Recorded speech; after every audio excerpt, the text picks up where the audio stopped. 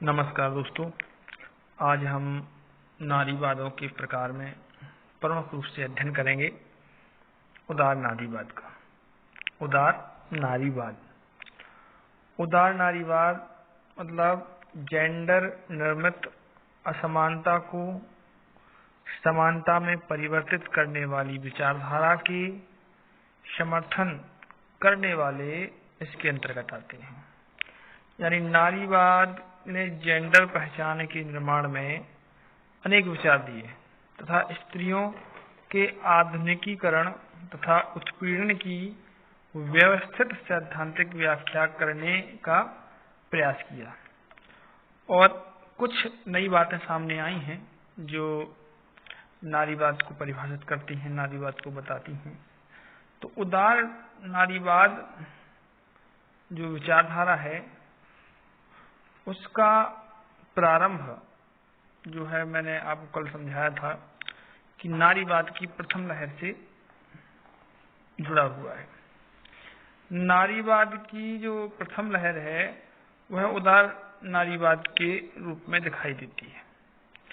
यह नारीवाद मानता है कि स्त्रियों की यह अधिनिकरण की स्थिति समाज निर्मित है, क्योंकि समाज ने सदैव ही नारी के साथ विभेद वाला व्यवहार किया है। इसलिए जो समाज में नारी और पुरुष के बीच विभेद पैदा हुआ है वह इसी की देन है। इसके कारण बहुत सारी असमानताएं समाज में आई हैं, जैसे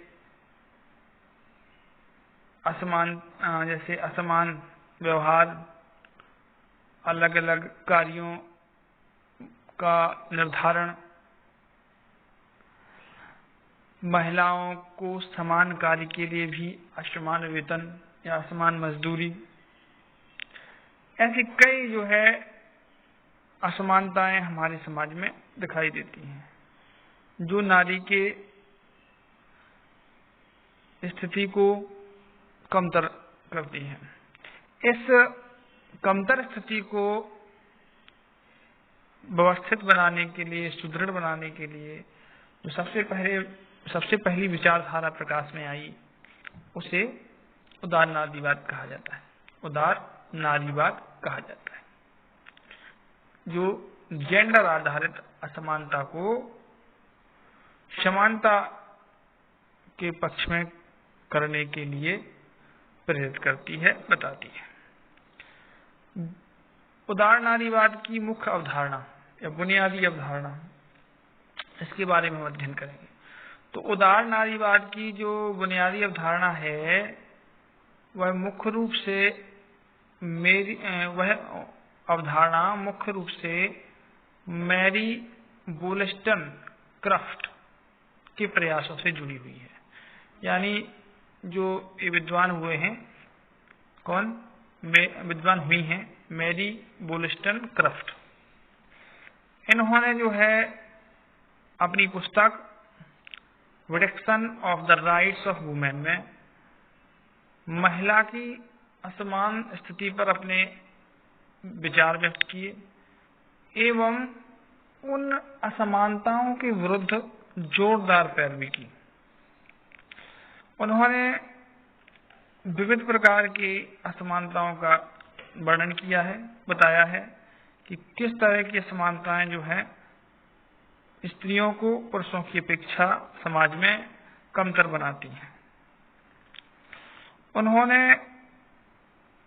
स्त्री और पुरुष दोनों को समान कहा है, लेकिन समाज में अधिकारों के मामले में स्त्री पुरुषों से बहुत पीछे थी।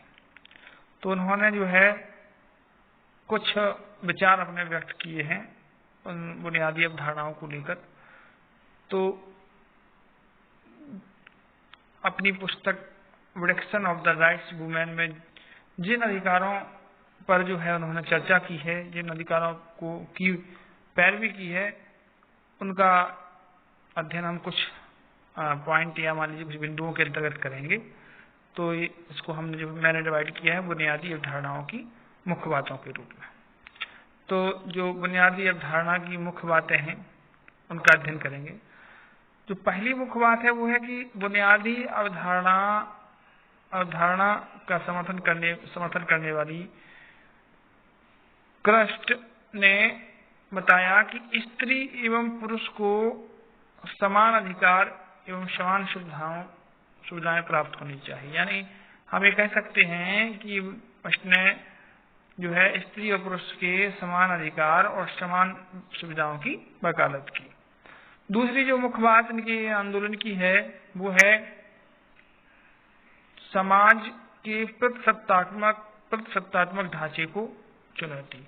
हम इसको दूसरी तरह से बता सकते हैं कि पुरुष प्रधान समाज के ढांचे को चुनौती। उन्होंने बताया कि स्त्री और पुरुष समान होते हैं, बगैर स्त्री के पुरुष कुछ भी नहीं है। तो उन्होंने जो समाज का प्रतिसत्तात्मक या पुरुष प्रधान समाज था उसको चुनौती दिया और उसके अंदर उन्होंने कहा कि बगैर स्त्री और पुरुष के लिए समान रूप से सार्वजनिक क्षेत्रों तक सभी की पहुंच होने पर जोर दिया कि सबकी पहुंच होनी चाहिए। ये उन्होंने माना है। उदारवादी जो विचारधारा है, उदारवादी नारीवाद है, उसकी तीसरी प्रमुख चीज है कि जो समाज में पुरुषों पर स्त्रियों की कानूनी, आर्थिक व सामाजिक निर्भरता है वो समाप्त की जाए। उन्होंने इसकी पैरवी की कि जो पुरुषों पर स्त्रियों की कानूनी, आर्थिक व सामाजिक निर्भरता है उसको क्या होना चाहिए, समाप्त किया जाना चाहिए। इसके बाद चूंकि वो जो है क्रस्ट मानती हैं कि जो समाज में स्त्रियों की आर्थिक स्थिति या सामाजिक स्थिति सही नहीं है, तो इसके पीछे सबसे बड़ा कारण है कि स्त्रियां पुरुषों पर पूर्ण रूप से आश्रित हैं, आर्थिक रूप से और कानूनी रूप से।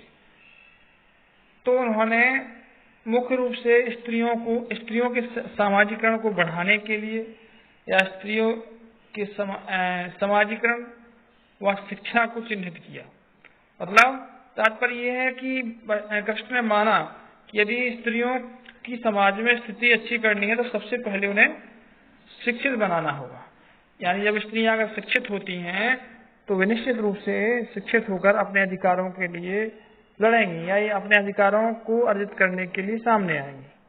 इसलिए उन्होंने जो है स्त्रियों को शिक्षित करने पर जोर दिया या ये कहिए कि उन्होंने शिक्षा के अधिकारों की वकालत की। अगली जो मुख्य बात है वो है नागरिक अधिकारों में विस्तार।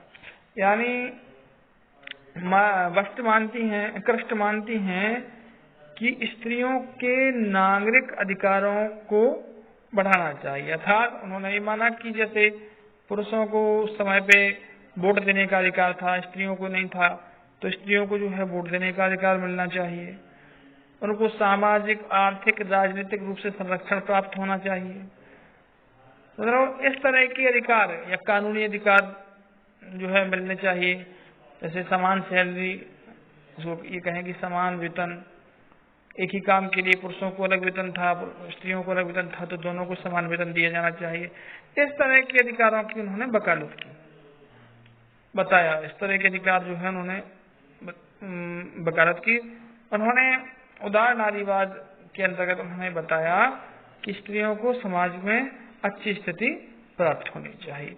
ये प्रमुख जो है बुनियादी अवधारणाएं जो कि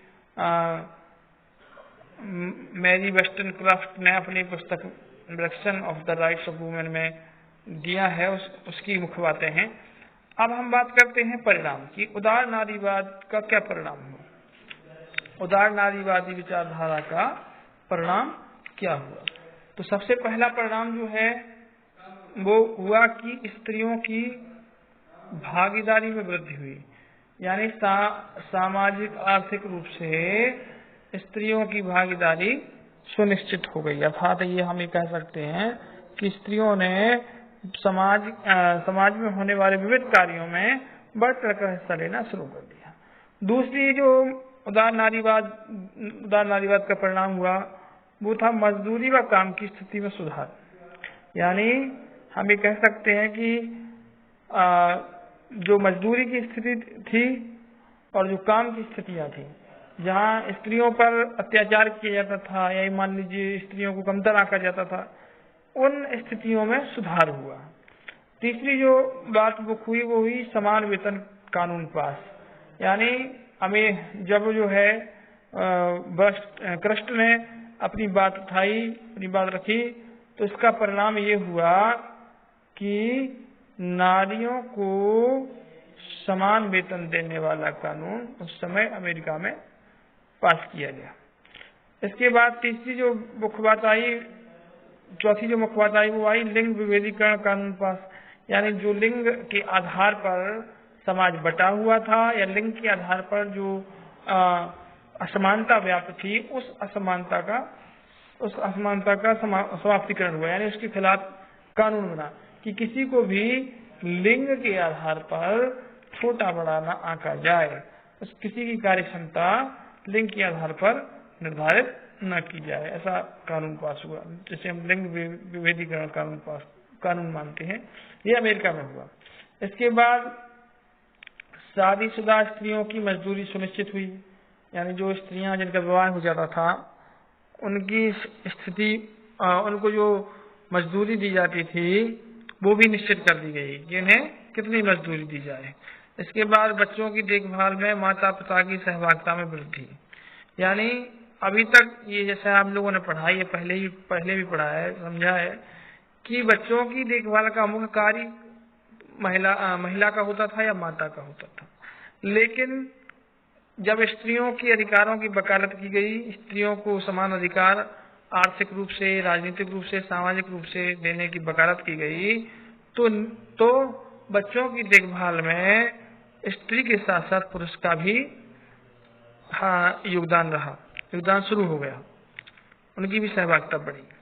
इसके बाद जो है अगला है मातृत्व की रक्षा। चूंकि सभी जानते हैं कि मातृत्व महिला को ईश्वर का वरदान है और उसकी रक्षा हो, महिला का ऐच्छिक मातृत्व हो और वह अपने मातृत्व की कुशलता पूर्वक निर्वहन कर सके, चाहे वह कार्य भी करती हो, नौकरी भी करती हो। इसके लिए भी जो है कानून पास किया गया, बताया गया। तो जो है इससे क्या हुआ, मातृत्व की रक्षा संभव हो पाई।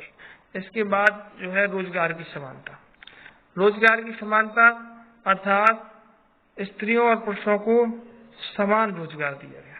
मतलब किसी पद विशेष के लिए केवल पुरुषों का चयन या स्त्रियों का चयन निर्धारित हो, इस प्रकार की व्यवस्था समाप्त कर दी गई। अर्थात इस प्रकार की व्यवस्था सुधार हुआ कि रोजगार स्त्री व पुरुष देखकर नहीं अपितु समान रूप से प्रदान किया जाए, समान रूप से जो योग्य हो से प्रदान किया, चाहे वो स्त्री भी हो चाहे पुरुष। यानी हम ये कह सकते हैं जो रोजगारों में लिंग आधारित भेदभाव था वह समाप्त होगा। ये मुख्य रूप से नारीवादी आंदोलन का परिणाम हुआ। इनके परिणामों के संबंध में एक विद्वान हुए हैं जिलाह आइंस्टाइन।